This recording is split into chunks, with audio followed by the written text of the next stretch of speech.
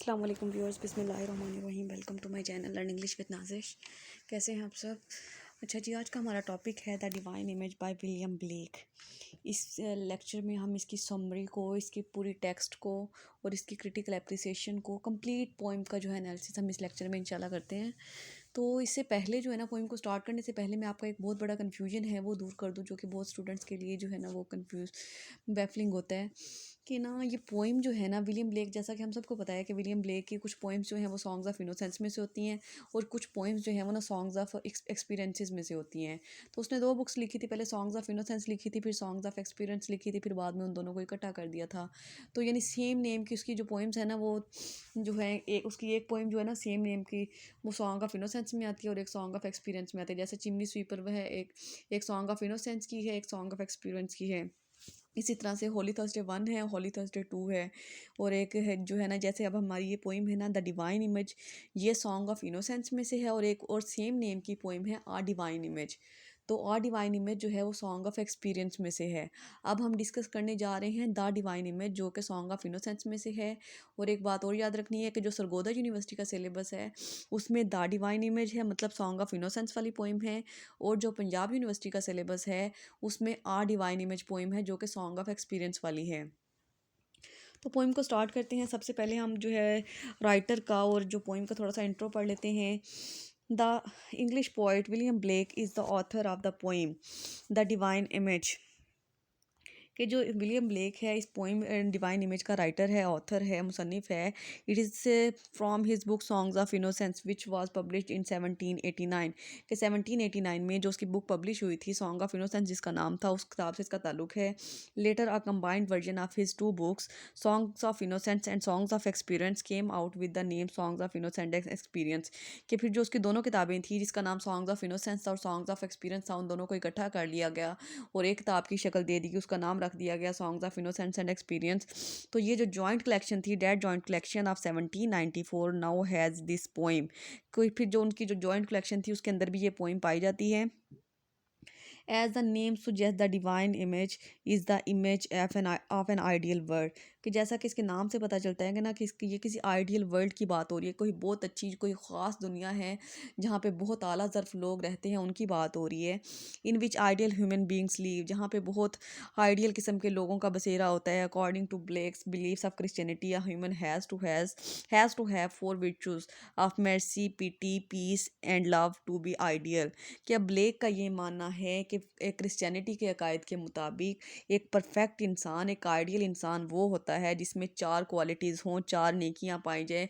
उसके अंदर mercy हो, mercy कहते हैं तरस को, pity रहम हो, इसके बाद पीस हो, मतलब वो लोग अमन पसंद होते हैं, एंड लव और हर एक से मोहब्बत करने वाले होते हैं। तो जिसके अंदर ये क्वालिटीज़ पाई जाती हैं वो विलियम ब्लेक के अकॉर्डिंग, क्रिश्चियनिटी के बिलीफ के अकॉर्डिंग एक परफेक्ट ह्यूमन बींग कहलाता है।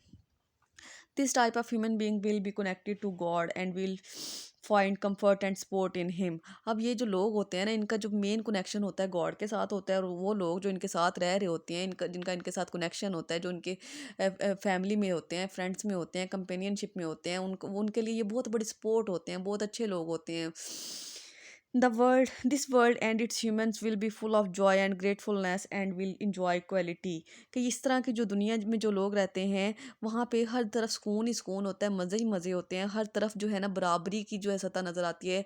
ये लोग एक दूसरे को जो है ना सुपीरियर और इन्फीरियर नहीं समझते, सब लोग इक्वालिटी को, मुसावात पे जो है ना अमल करते हैं। अब देखते हैं पोइम का स्ट्रक्चर कैसा है। The Divine Image is a ballad form. Ballad form कहते हैं वो पोइम जिसके जो स्टैंजा होता है ना 4 लाइन्स पे कंसिस्ट करता है, और पोइम जो है नरेटिव की फॉर्म में होती है, स्टोरी की फॉर्म में होती है। कंसिस्टिंग ऑफ 5 स्टैंजाज, के इसमें जो है 4 लाइन्स के 5 स्टैंजाज हैं। The stanza type is quatrain. Quatrain भी कहते हैं कि जो 4 लाइन का स्टैंजा होता है, which means that every stanza comprises of 4 lines, के हर लाइन के जो हैं वो हर स्टैंजा की 4 लाइनें होती हैं। The rhyme scheme of this poem is mostly ABCB। कि इसकी जो राइम स्कीम है वो ABCB है। ABCB किस तरह से है कि यानी उसकी जो फर्स्ट लाइन है उसका जो लास्ट वाला वर्ड है ना वो डिफरेंट है, और जो इसकी है ना सेकंड वाली और फोर्थ वाली लाइन, उसके लास्ट वाले वर्ड जो हैं वो सेम साउंड देते हैं, और फर्स्ट वाले और थर्ड वाले के डिफरेंट साउंड्स हैं। This type of rhyme scheme is simple and useful mostly for songs and और किड्स पोइम के इस तरह की जो राइम स्कीम है ना या तो सॉन्ग्स में मिलती है या फिर बच्चों की नज़मों में होती है। The simplicity and repetition of words को जो अलिट्रेशन भी कहते हैं, alliteration and phrase in this poem gives it touch of sincerity and openness. इसमें यानी इतनी सादगी से जो है इस पोइम को लिखा गया है और रिपीटिशन ऑफ वर्ड्स भी यूज़ की गए, अल्फाज को जो दोहराया गया है, तो इससे पता चलता है कि पोइम बहुत न खुले अल्फाज में और बहुत क्लियर अल्फाज में लिखी गई है। अच्छा जी, अब समरी हम जो है स्टैंजा वाइज करते हैं, इसकी टेक्स्ट भी इसमें ही आ जाएगी डिवाइन इमेज की। The poem divine Image is a 5 stanza poem, इसके 5 स्टैंजा हैं। Below is stanza wise summary of the Divine image. सबसे पहले आ जाते हैं summary of stanza 1। First stanza है to mercy, pity, peace and love all pray in their distress, and to these virtues of delight return their thankfulness। अच्छा जी, in the first line of first stanza the poet is referring to God by stating his 4 virtues। कि अब वो जो है ना उसने lines के जो पहला स्टैंजा है उसमें सबसे पहले खुदा की तरफ इशारा किया है, खुदा की बात की है और कहा है कि खुदा के अंदर जो है ना ये चारों क्वालिटीज़ पाई जाती हैं। In first half of the stanza, poet says that whatever there is a problem or a distressful event, the creation of God turns toward him and asks him for help। अब जो है ना जो पहली 2 लाइनें है ना फर्स्ट हाफ जो स्टैंजा है उसमें ये कहता है कि जब भी इनके साथ अच्छे लोगों के साथ कोई भी मसला होता है, कोई भी जो है बुरा इवेंट होता है, कोई भी टेंशन, कोई भी परेशानी होती है, तो ये जो खुदा की मखलूक होती है ना ये खुदा की तरफ जाते हैं बजाय इसके कि लोगों से मदद मांगने जाएं। ये लोग खुदा से मदद मांगने के लिए जाते हैं। Who is full of PT mercy and PTs. और जो कि खुदा जो है जैसा कि हम जानते हैं हमारे अल्लाह जो है वो बहुत ज़्यादा रहमान है, बहुत ज़्यादा रहीम है, रहम करने वाला है। And puts ease in their heart, तो वो उनके लिए आसानियाँ पैदा करता है, उनके जो मसाइल हैं उनको हल कर देता है।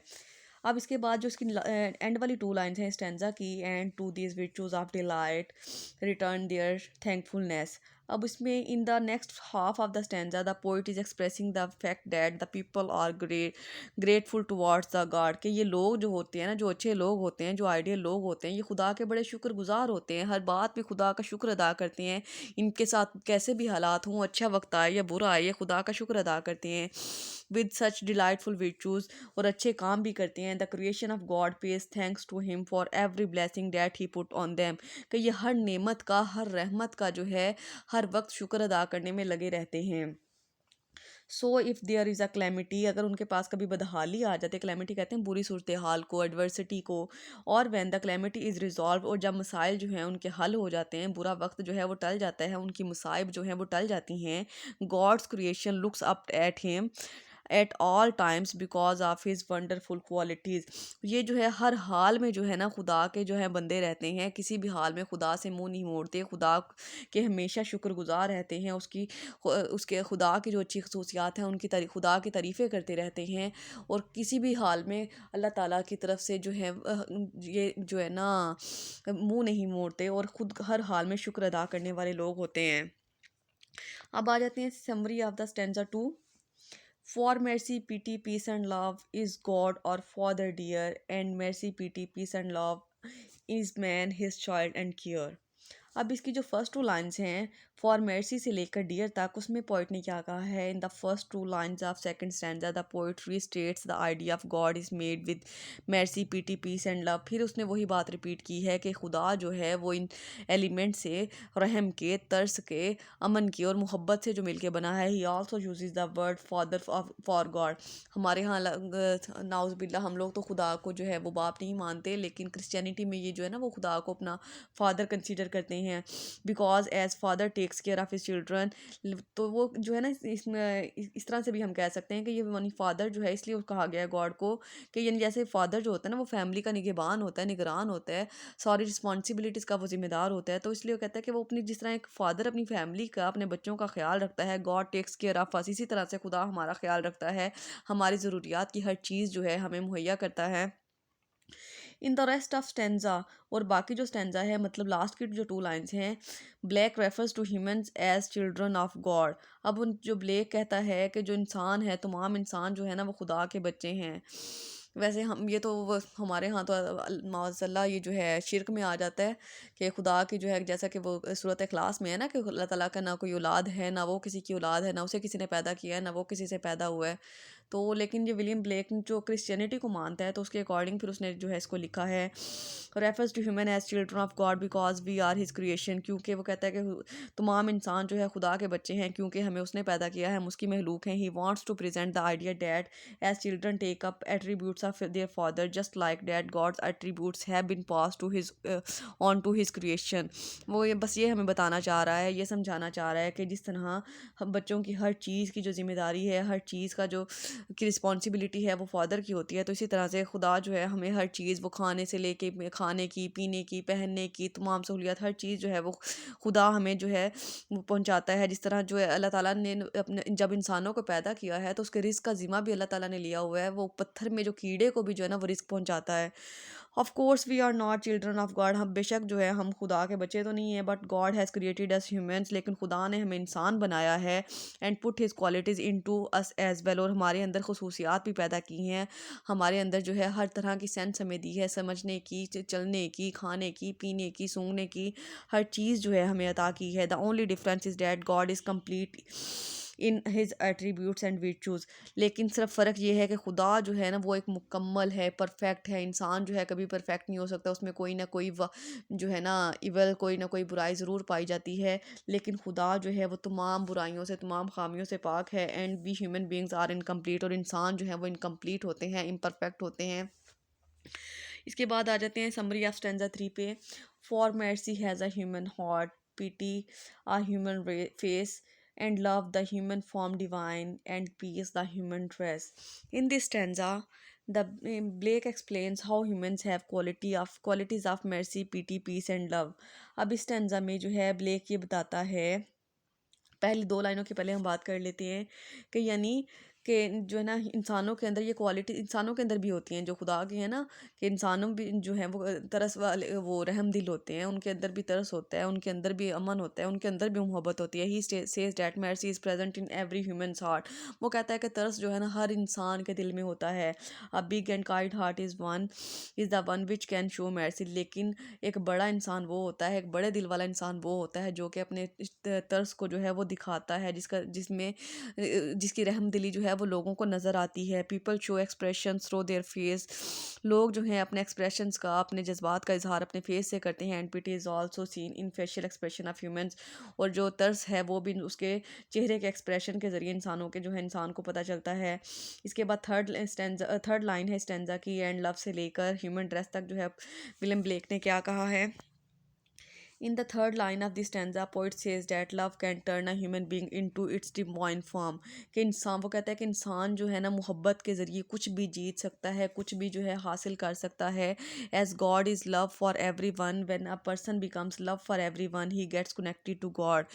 कि जैसे खुदा जो है वो तो सबसे मोहब्बत करता है, उसकी मोहब्बत जो है सब के लिए है, और एक इंसान जो हर एक से मोहब्बत करता है तो वो ऑटोमेटिकली जो खुदा से है जुड़ जाता है, क्योंकि अल्लाह ताला को तो वही लोग पसंद है ना जो कि उसकी महलूक से मोहब्बत करते हैं। क्योंकि अल्लाह ताला ने कहा है कि मैं हकूकुल्लाह को माफ़ कर सकता हूँ, लेकिन हकूकुल इबाद को माफ़ नहीं करूँगा। बंदों के जो हकूक़ होते हैं वो हम पे ज़्यादा लाजिम होते हैं। In the last line, the Blake has called peace the dress of human kind. अब ब्लेक ने जो है अमन को ह्यूमन काइंड का, इंसानियत का लिबास कहा है। Peace is the virtue which is keeping the world go round the keeping it safe. वो कहते हैं कि अगर दुनिया में अमन होगा तो तब भी ये दुनिया जो है महफूज रह सकती है, एक सेफ जगह बन सकती है। If you take peace of human race there will be no existence. अगर दुनिया में से अमन ख़त्म हो जाए, सुकून ख़त्म हो जाए, तो यहाँ पे कोई किसी भी इंसान का, किसी भी मखलूक का जो वजूद है वो बाकी नहीं रहेगा। हर चीज़ जो है तबाह बर्बाद हो जाएगी।